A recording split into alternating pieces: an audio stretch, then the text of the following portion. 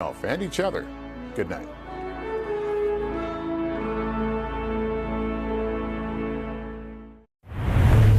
KUAM TV8, first on Guam.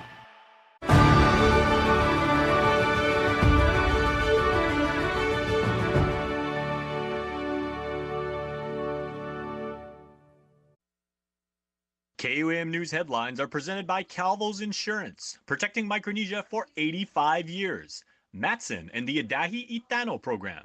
Apply at matson.com. Cars Plus, Guam's automotive leader in sustainability and electric vehicles. Learn more at carsplusguam.com. McDonald's of Guam, I'm loving it. And King's Restaurant, serving your local breakfast, lunch, and dinner favorites for over 45 years.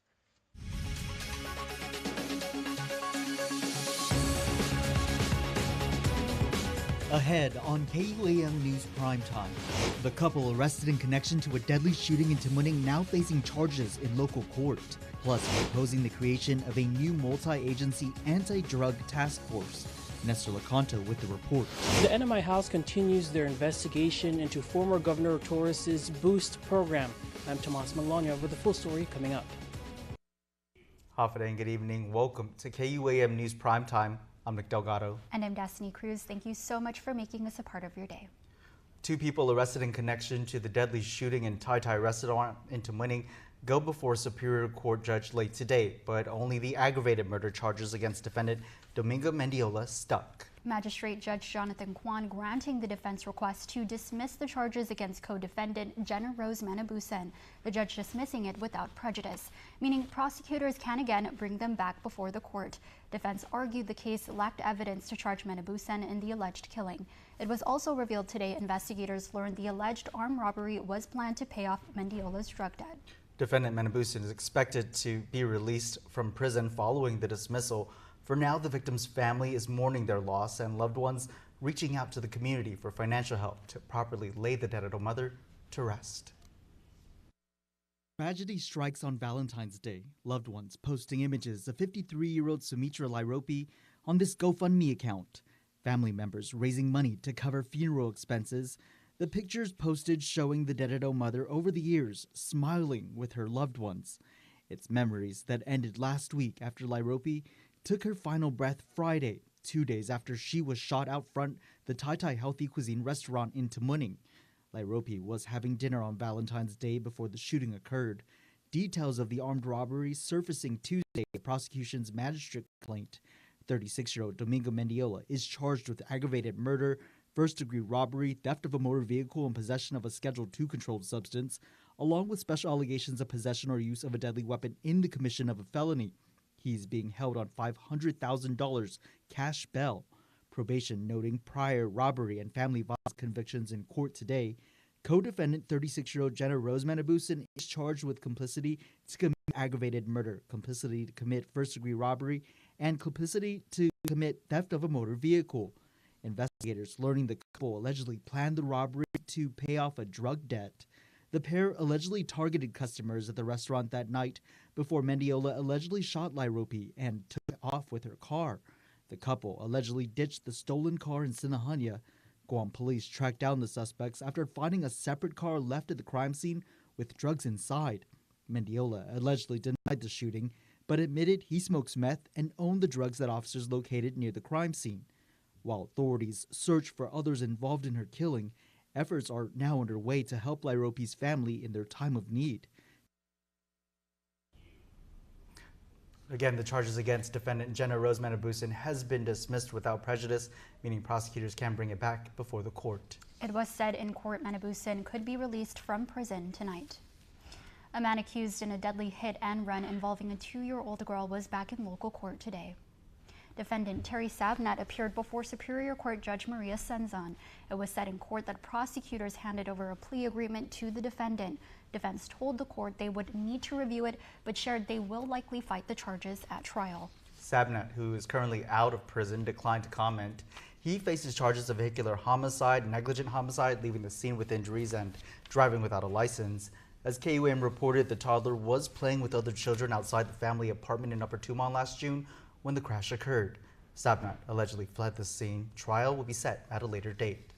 A man accused in offering a child marijuana in exchange for allowing him to molest her denied the allegations filed against him in an indictment in Superior Court. 38-year-old T.K. Rooney pleaded not guilty to second-degree criminal sexual conduct before Magistrate Judge Jonathan KUAM today. As reported, 14-year-old victim alleged Rooney molested her last May. Rooney allegedly admitted to police that he was drunk and high on marijuana at the time. In a bid to contain what many consider the main catalyst for crime on Guam, the rampant use of the drug ice, Senator Chris Duane is proposing the creation of a multi-agency anti-drug task force. How will it work and how will it be better than similar initiatives in the past? Nestor Lecanto has more. Senator Dueñas's bill would create the Multi-Agency Unified Law Enforcement Group to be known as MAULIG. He says it differs from previous initiatives such as the Mandanya Drug Task Force because, for one, it has a trigger level. If the number of police officers falls below 70% of the ideal 550 level, then MAULIG would be authorized to pull resources from some 15 government agencies and law enforcement entities to patrol the streets. The expectation that I believe we should have as a community is a minimum manpower requirement of uniformed officers on the beat, on the street. Dueñas says that kind of visibility is critical to keeping criminals off balance.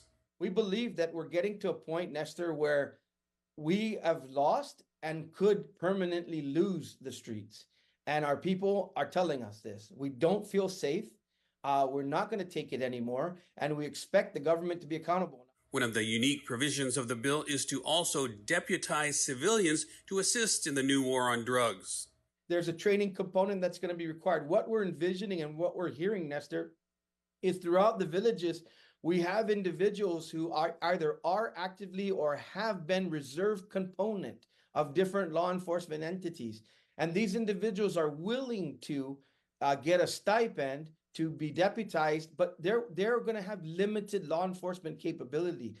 The bill currently has 5 co-sponsors from both sides of the political aisle. A companion bill to provide funding is also in the works. Nestor Lecanto, KUAM News. We'll be right back. Don't need a work break, keep the smile on your face.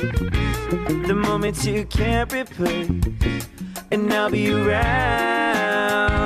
Whoa, you can count on me. You can count on me for life. Wherever life takes you, we're always here for you. Calvo's Insurance. Count on us for life. When ordering the best Big Mac ever made in all of Big Mac history, with more special sauce in every bite, expect some unexpected company. He does this all the time. Introducing the bigger and better Double Big Mac, a taste sensation with 4 beef patties, Big Mac sauce, and the works. Hurry before the Hamburglar steals it away. Robble, robble, for a limited time, only at McDonald's. Ba-da-ba-ba-ba. In the heart of time, friendships have blossomed and connections have grown. From the letters we wrote to the calls we made, we've laid the lines to weave our stories together. From the distant past to a brighter future, we are forging paths, bringing tomorrow's islands today.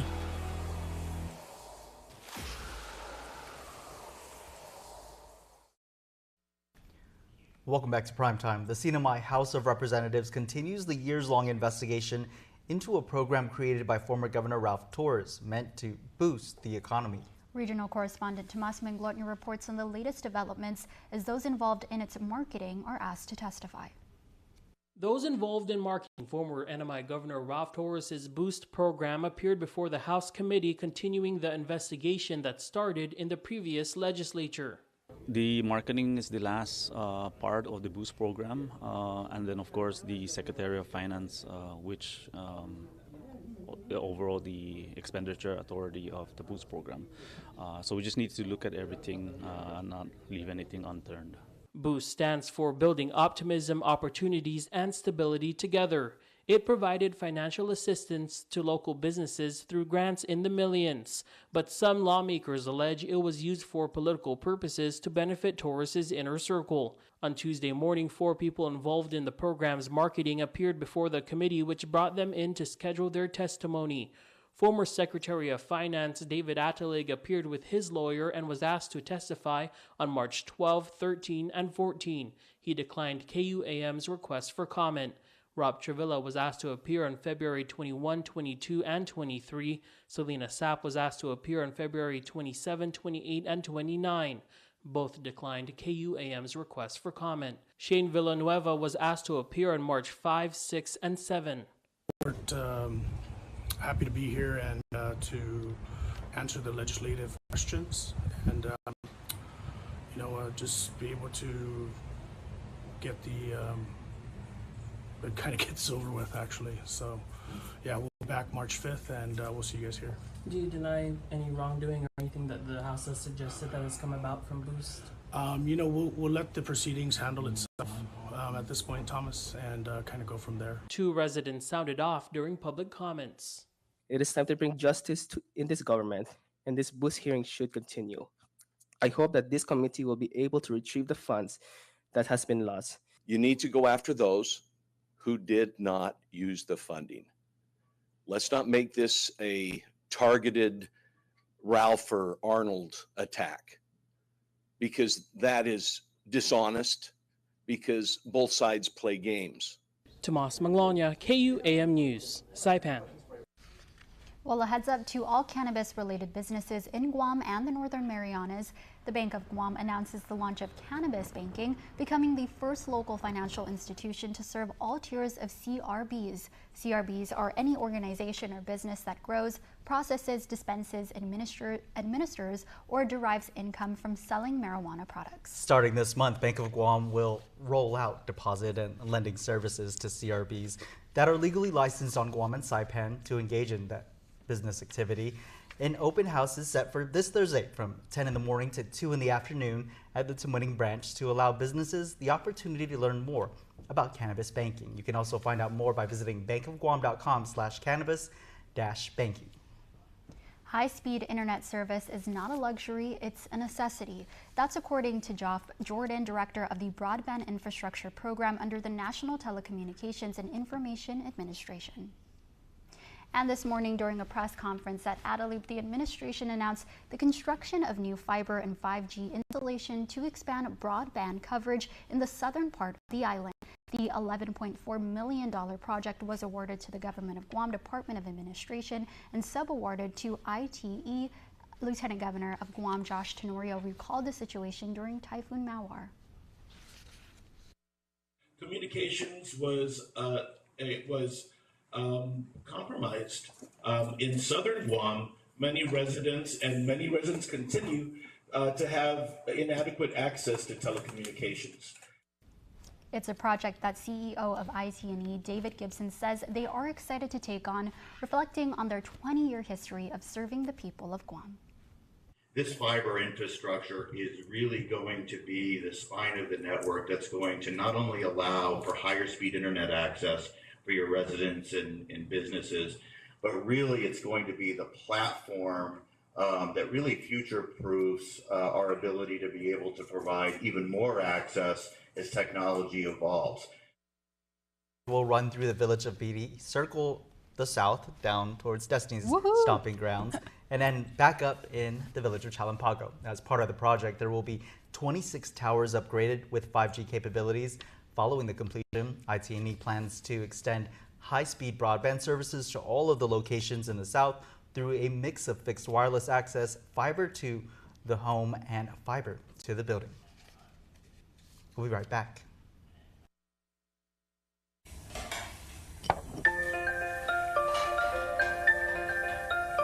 Honey, do you want some milk? Do you ever wonder how your favorite products make their way into your local stores? Most arrive on state-of-the-art Matson vessels that transport containers of food, household items, equipment, and supplies into the islands every week. Because we know that you depend on us, we work closely with our partners to ensure that our shipments arrive on time, all the time, so you can find your favorite products when you need them.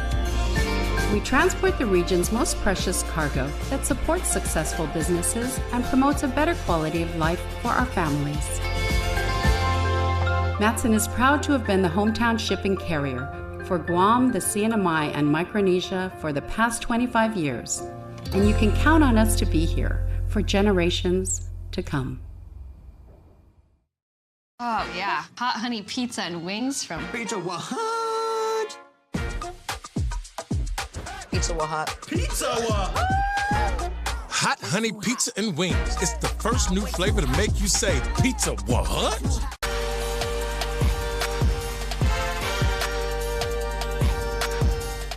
My name is Bo Perez. I'm from EPAN, and I'm the captain and I play midfield. What was it like going out on the field? I think that we had a chip on our shoulder. We had something to prove. It was our first time representing Guam in this tournament, and I think that we put up a good fight against all the teams. We played with passion, played with all of our efforts, and we didn't get the result, but I think that next time we could get them. Now, Coach was just talking about, like obviously we're going to go for victories, but if we can't get the dub, we're going to learn from this. So as captain, what did you actually take away from the matches and the experience? And then, what are you and the boys like talking about how you can build on this?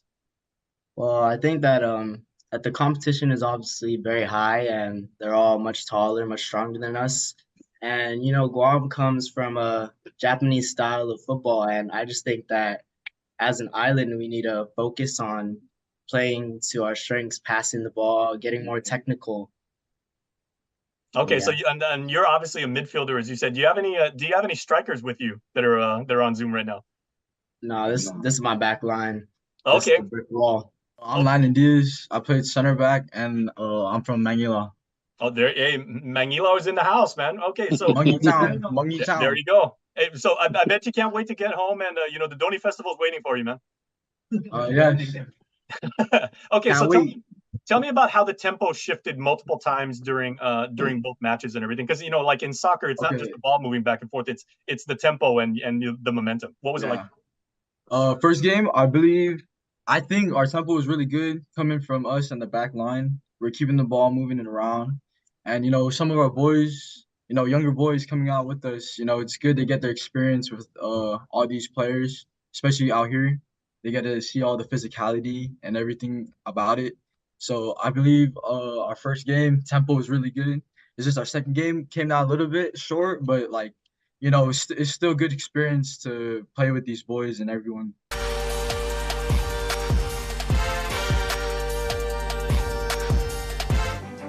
House to Home, presented by Remax Diamond Realty. And Jason, you're so right. That was one of the things that, so when my husband and I were first looking at real estate, that was my rule. Don't bring the kids. Because once they start going through the rooms and saying, this is my room. No, this is my room. Yep. It disappoints them too when it's like, no, honey, we're not going to get that house. We're going to keep looking. And they're The like, kids emotionally move into the house the minute they get on the front lawn. yeah, that was my rule. The kids can't go. Tina, isn't it funny? Because sometimes we've taken people out to show and they have their children. But the interesting part, I've had it where they ask the kids, and these are little youngsters, do you like it? How do you feel? And I'm like, that's terrible. If the kid is so clear, this is the house. Have either of you ever seen a situation, I'm sure you have, where the kids actually said, we're not feeling it. This ain't the one. Yeah. Yep. There you go. From the mouths of babes flow words of wisdom, as they say. And Jace, of course I imagine that it's just as important to the children as it is to the parents. Yeah. Yep. It is it's a family decision. I remember the last house my husband and I bought. I really wanted the house, but my husband did not. He was like, no, we're not getting this place. So the first thing I did after school is I threw the kids in the car and took them there. Because after they saw the house, my husband was stuck. There you go. Hey, you can use it. Okay, little bit of Miss Gina's business tactics and everything. Use the kids as leverage. They're great negotiators too. Okay. Yeah. House to Home, presented by Remax Diamond Realty. Weekly Renewal is brought to you by Calvo Select Care. Hop a day, I'm Claire Calvo, bringing you your weekly renewal. As a single mother and an owner of a small business, especially after this past year, I am no stranger to stress. And by the same token, as a fitness and yoga instructor and a detox and wellness facilitator over the years, I am also no stranger to stress management. And so we've heard it all, right? Stress is the underlying cause of disease. Stress is the silent killer, leads to physical ailments, leads to mental emotional issues and so forth. In order to reach optimum health and wellness, it's important that we address stress and learn how to manage stress effectively. If you are constantly under stress, chronic stress, you can have a host of physical symptoms. Anything from headaches, stomach discomfort, high blood pressure, chest pains, and even problems with sleep and with sex.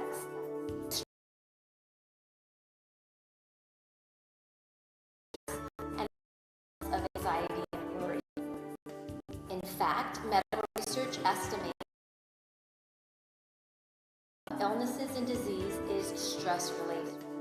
It can interfere with your physical functioning and bodily processing. So high blood pressure, cardiovascular disease and heart disease, digestive, and even inflammatory issues have been linked to stress factors.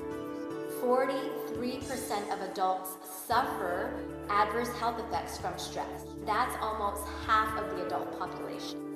An alarming 75% to 90% of all doctor visits are reportedly stress-related ailments and complaints.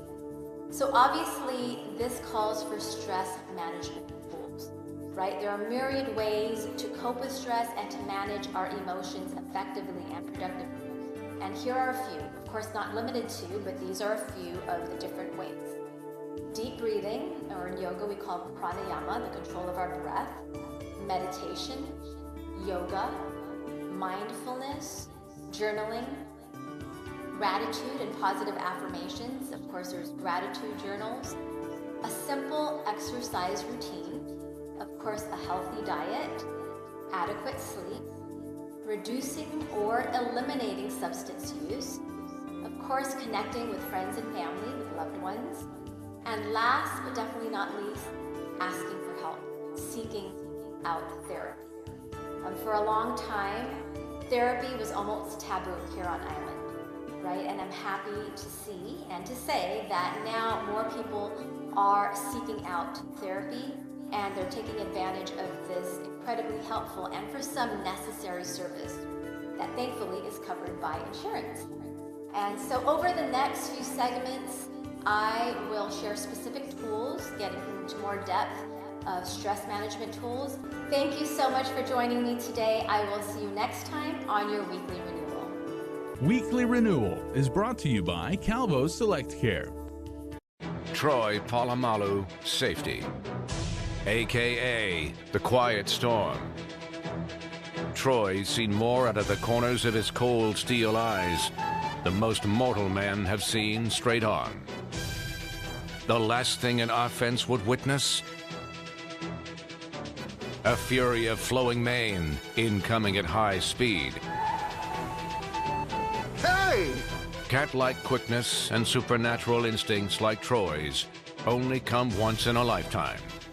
And oh, how grateful we are that they came in ours. No one made the beloved burg of Pittsburgh feel quite as safe as this safety. The Hyundai Tucson with advanced safety and tech, because even safeties could use a little more safety themselves.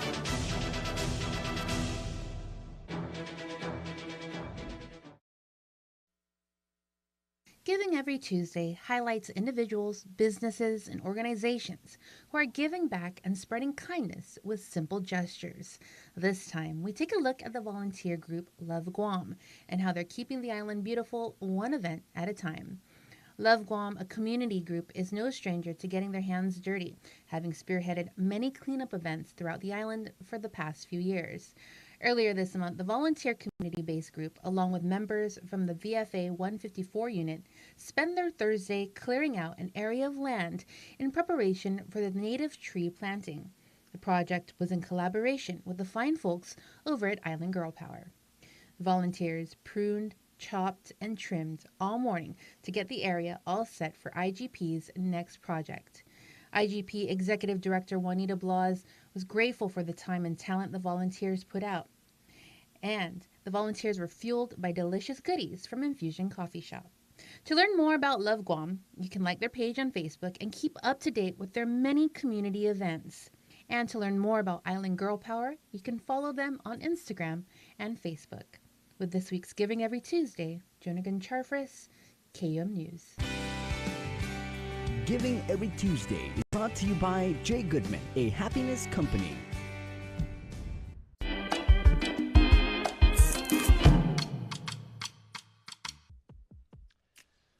The Run Walk for Youth, it's in its 36th year. It's from Rainbows for All Children. It is 3.5 miles, and it is on March 2nd at GPO, the theater side.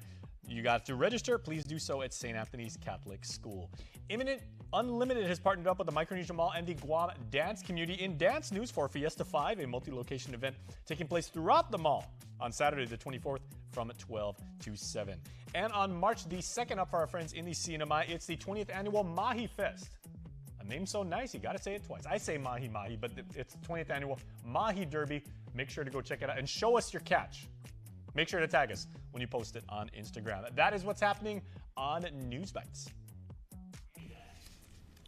Now to your Cold Stone Creamery Birthday Club shoutout submitted on KUAM.com.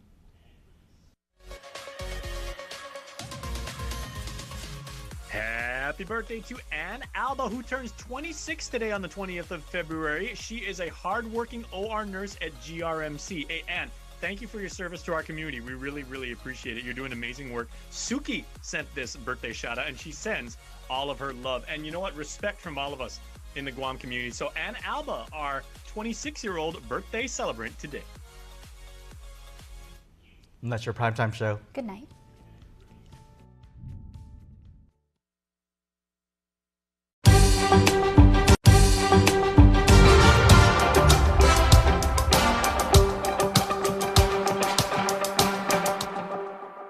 Hafide, welcome to the interview, our first interview in Decision 2024 with the Democratic candidate for U.S. Delegate for the Northern Mariana Islands, Congressman Ed Probst.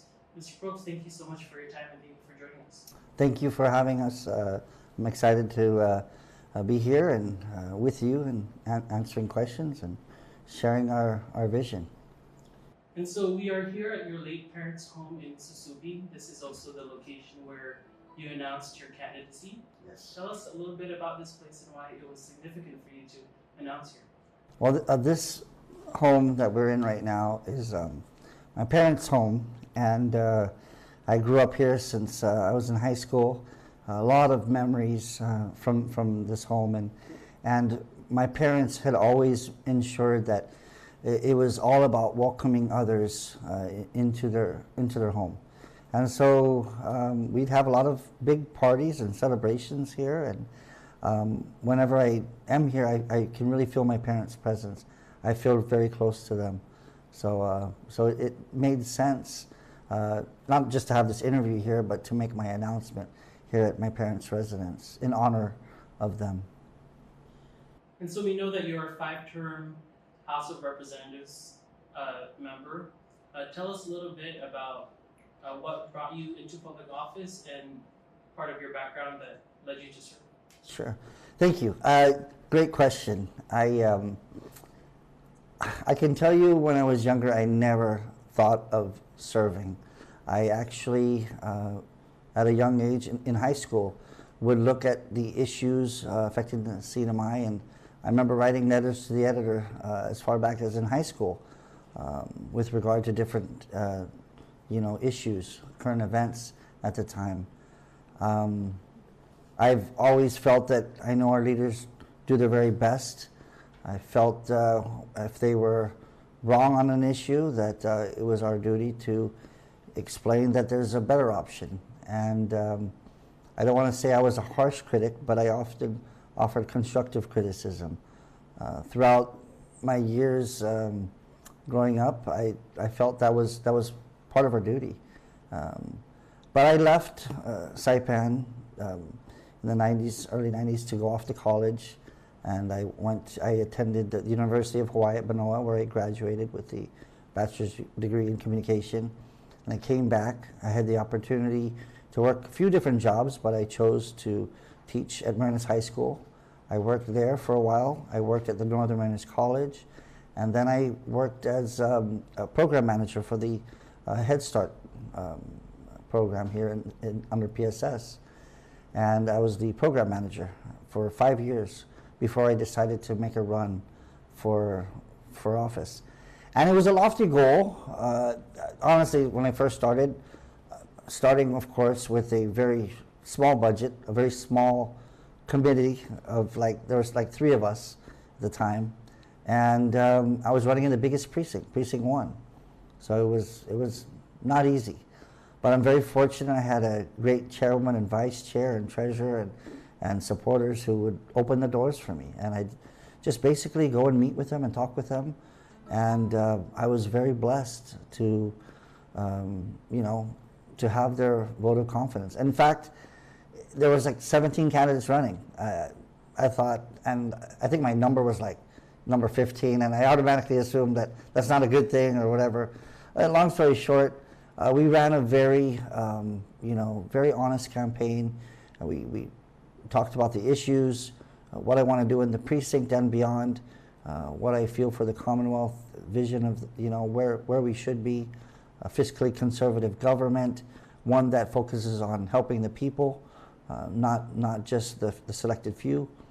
And I ensured that that's what I was going to stand for. I was fortunate to get elected. And the good people of Precinct 1 elected me 4 times after that. I can't thank the people enough. I think it's one of the reasons that every day I realize how much I owe to the people that I serve. And of course, when you get elected, you don't only represent your precinct. You have to think of the Commonwealth as a whole.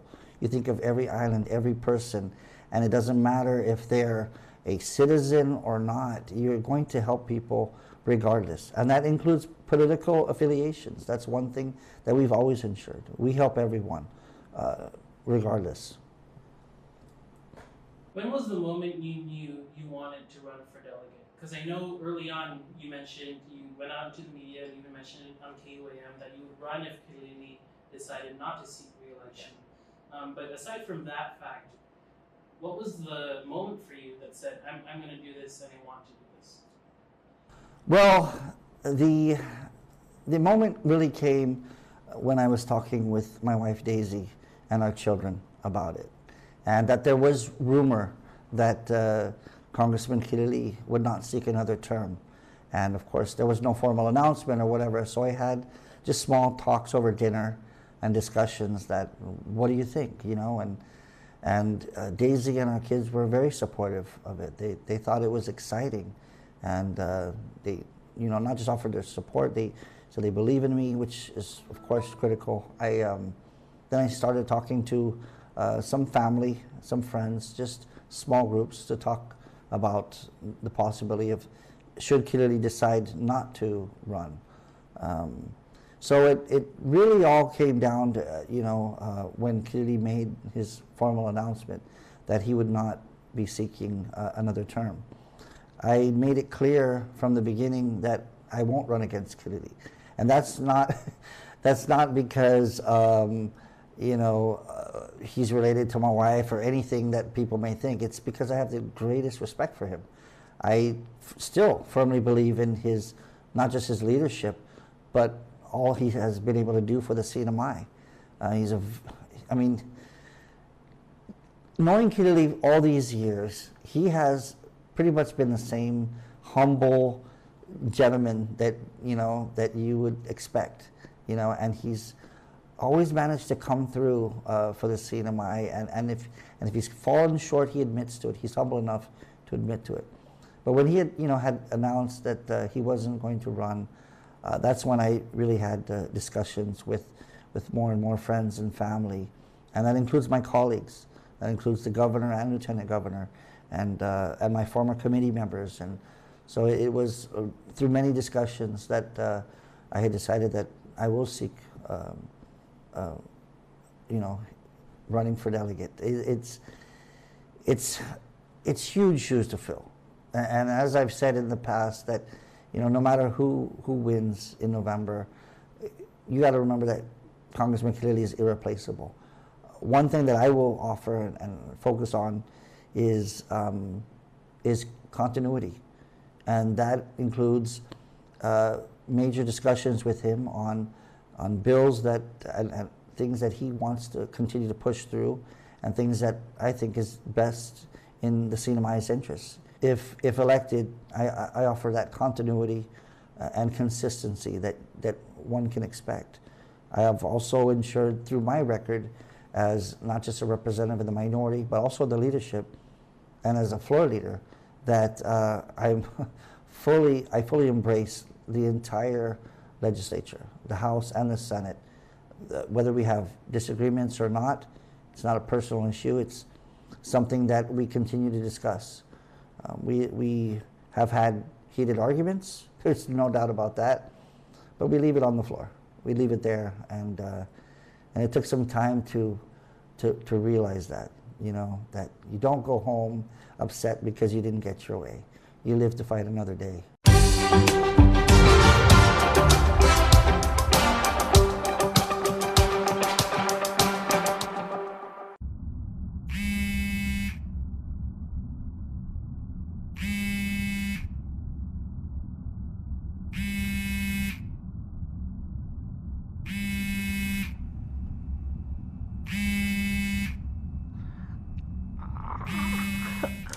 Hi, Mom. Time for an upgrade? Trade into Guam's most reliable network and get an extra $300 off the latest phones on any unlimited plan. GTA, we start with you. The Guam Brewery was established with a simple mission: to deliver the island we call home with fresh craft beer, made with the cleanest and tastiest ingredients. From IPAs, stouts, sours, and everything in between. We're here with good beer to be a catalyst for creativity and community. This is your beer, Guam. Come home to the simple, fresh taste of locally brewed beer. The Guam Brewery. Guam Brewery reminds you to drink good beer responsibly.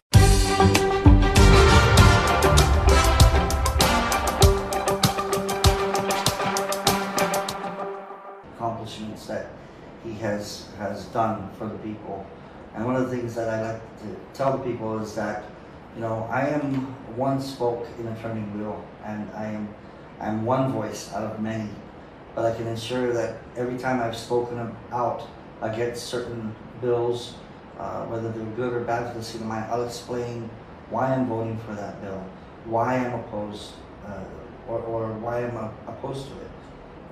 Clearly, in the very beginning of my first few terms, I was a minority, and I had to work as best as I could with the leadership to ensure that things were being uncovered, things that were concerning for our people. If you look back, one of the biggest things that happened was with the a sole source contract back in when the late Frank de la Cruz was chairman of Public Utilities. There was a sole source contract going on that I had gotten through a source, and we uncovered it. And although I wasn't serving on the committee, I got to sit in and work with the committee in ensuring that sole source contract never went through. In fact, it led to a lot more other things, including the dismissal of the entire CUC board. That's just one of the many things I've stood for. I've questioned and fought against certain deals that I felt we weren't ready for.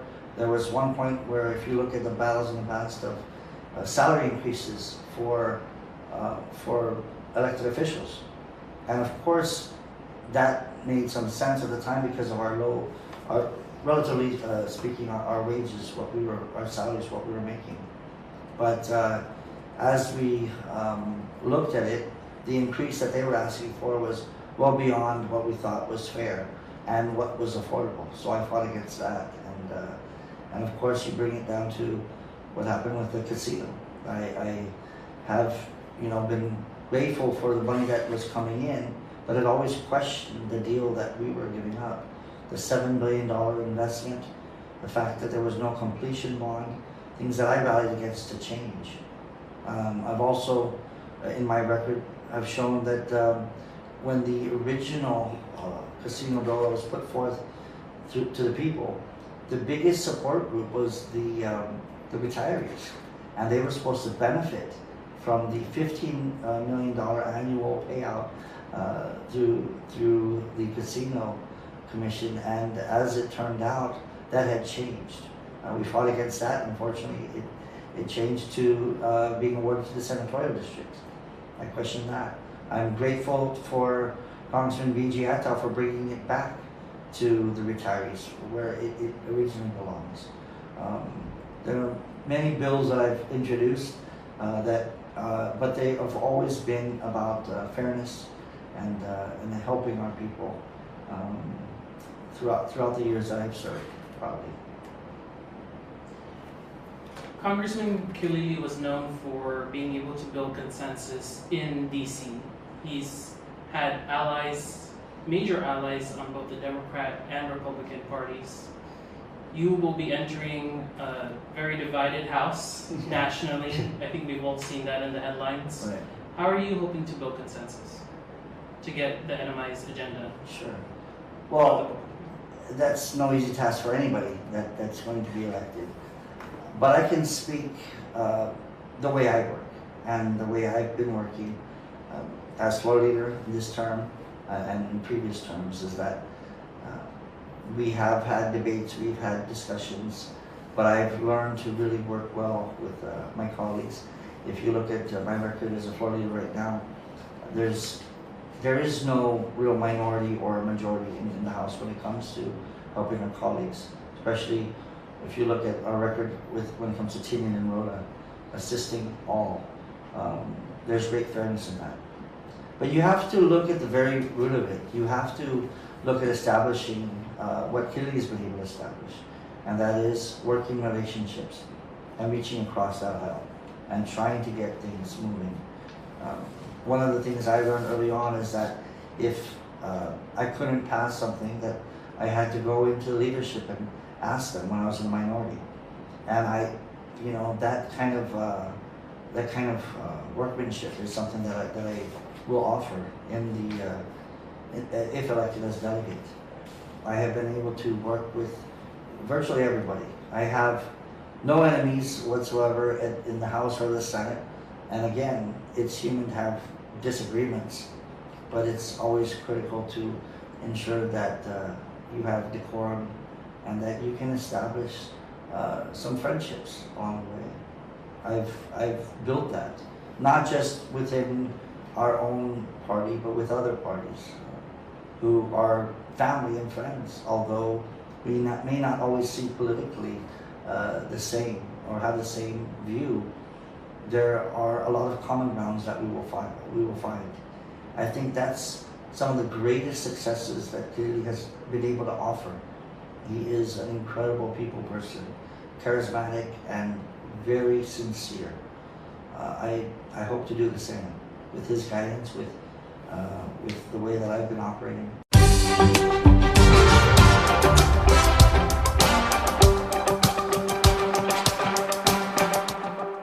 Guam's auto appearance specialist, Elegant Reflections, has been providing the automotive industry with professional detailing and car care products at its highest quality, from complete detailing, full interior detailing, exterior detailing, headlamp restoration, hand washing, seat and carpet shampoo, engine degreasing, undercarriage cleaning, paint sealant, fabric protection, paint oxidation removal, and so much more. Visit us at our new location. Call 646-5555 for an appointment. Elegant Reflections, Guam's auto appearance specialist, over 20 years of experience. Guam is truly a majestic place with its sheer natural beauty, wealth of beaches, and culturally rich landscape. Unfortunately, Guam has a real problem with unwanted invasive species. Help us in preventing their introduction and spread. The coconut rhinoceros beetle, the little fire ant, the African snail, Siam weed. These are just a few of the numerous invasives on Guam. Follow proper custom procedures when bringing plants and animals into Guam. Help protect Guam. Tell your family and friends about invasive species. To report invasive species, call 475-PEST.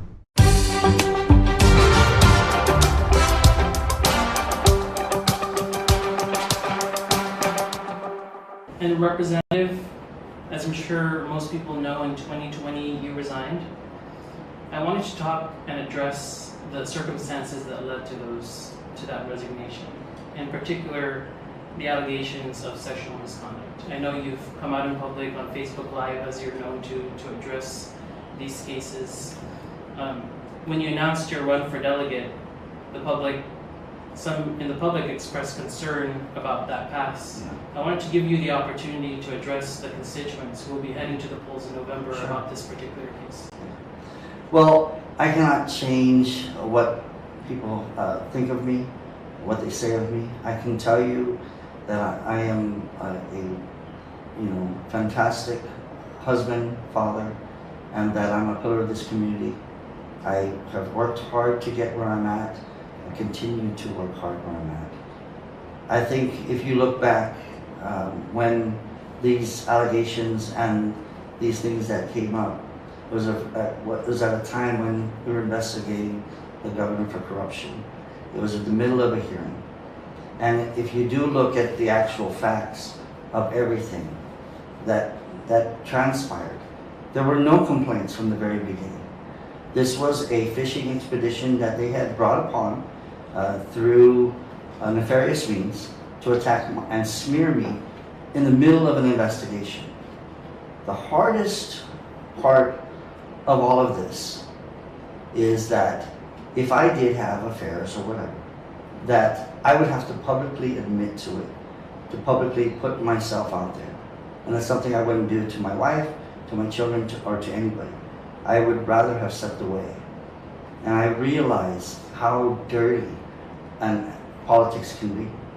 It was very painful to go through something like that, and I wish no one to go through that.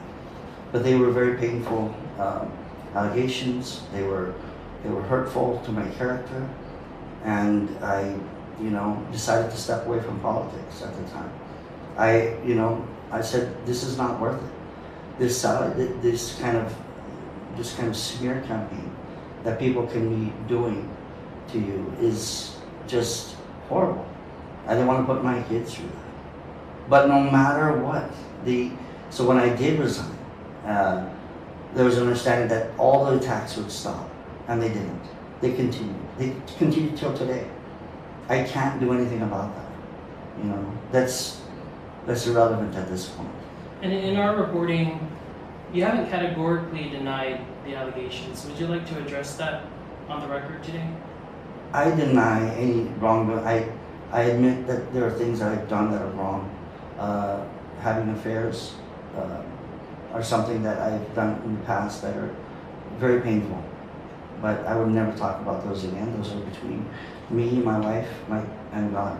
And just so you know, when they were making these allegations that certain things that happened, the way that they had done this investigation was unprecedented.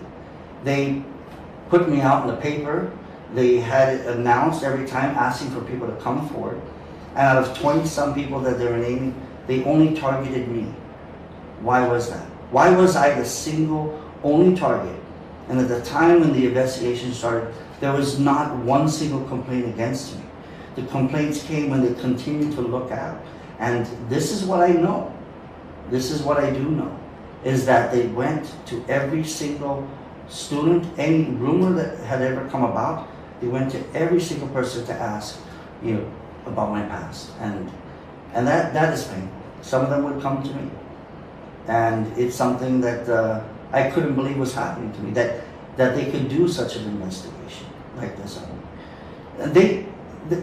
Thomas, one of the worst things about this is that they knew when they began this whole investigation that criminally there was nothing that they could do. The statute, I went to an attorney to ask about this, and he said that, first of all, anything that they're bringing up is from 30 years ago. Even if I deny it, they can still investigate. But what is the point?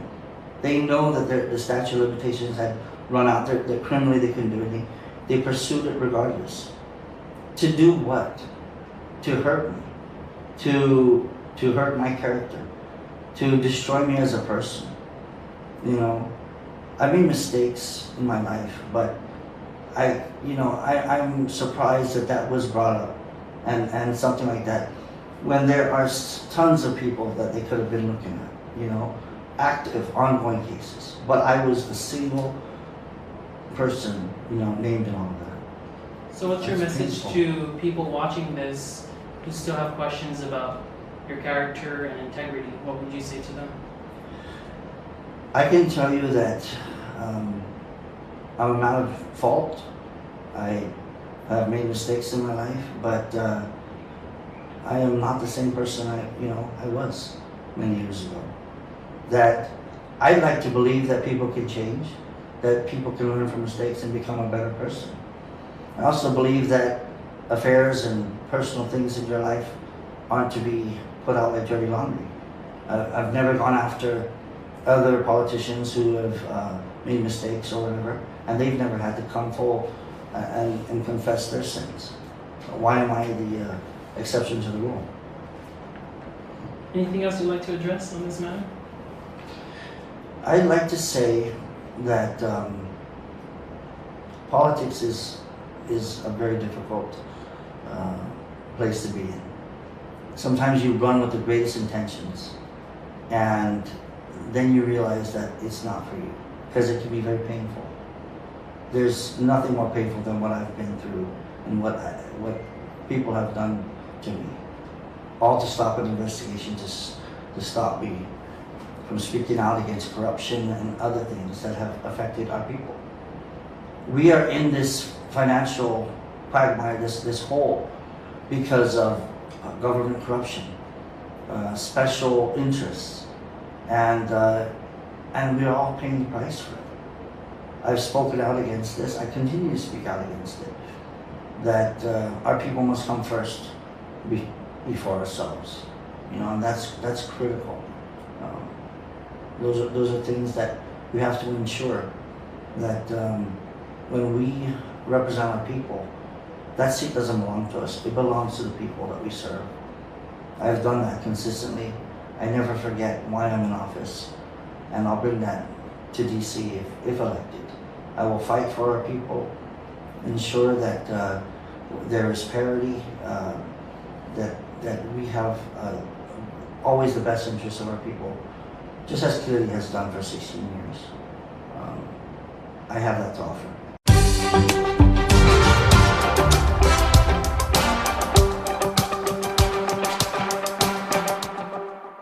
Brian Dawkins, Safety, aka Weapon X.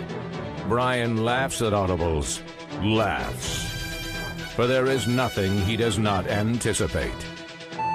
He is never caught off guard, because his guard is always up.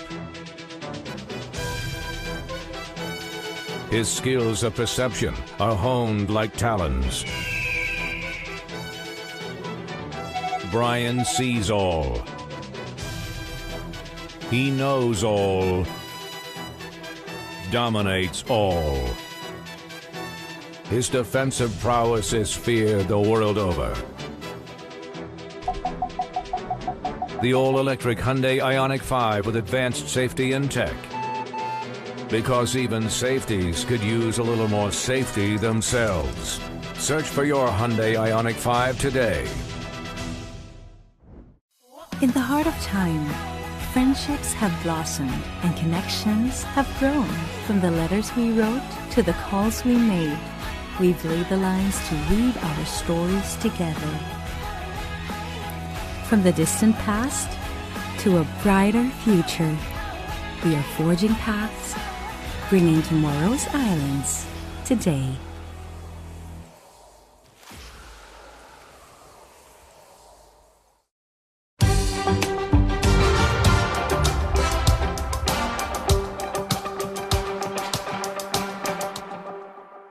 end our segment, I wanted to ask you, if elected, if you win this November, what are some things you want to pursue in the nation's capital? Well, first and foremost, Congressman Kennedy has served proudly for almost 16 years, and I want to ensure that his legacy continues. I would like to ensure that we expand assistance. He's been pushing for our most vulnerable residents and pursue parity in the city mine in most key federal programs. That includes lifting the cap on Medicaid, nutrition assistance in the territories, which is always critical, expanding and extending temporary assistance for needy families to the city mine to help them achieve self-sufficiency. Of course, there's also the Population Stabilization Act, HR 560, that Kennedy has really pushed hard for. I will continue to push for that. That affects more than 3,000 guest workers, and that's something that we hope to accomplish. I will continue with his guidance to push for that. Still worth pursuing for the best interests of our Commonwealth, and also just to help all workers here. The Cedar Mine, American and Samoa are the only two jurisdictions where the Biden Pacer Act doesn't apply.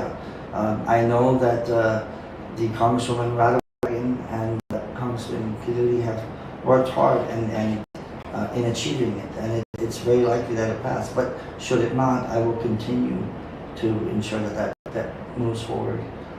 I also look at some of the things that we lack here. Something that I really want to push for is to ensure that we have our own district attorney for the city of Miami.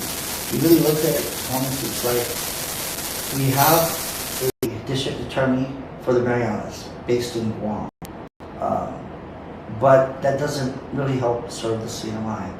We have seen a lot of, we've seen the raids, we've seen all kinds of things that have happened over the years, and I don't feel that we're getting adequate attention that we deserve for the city of Miami.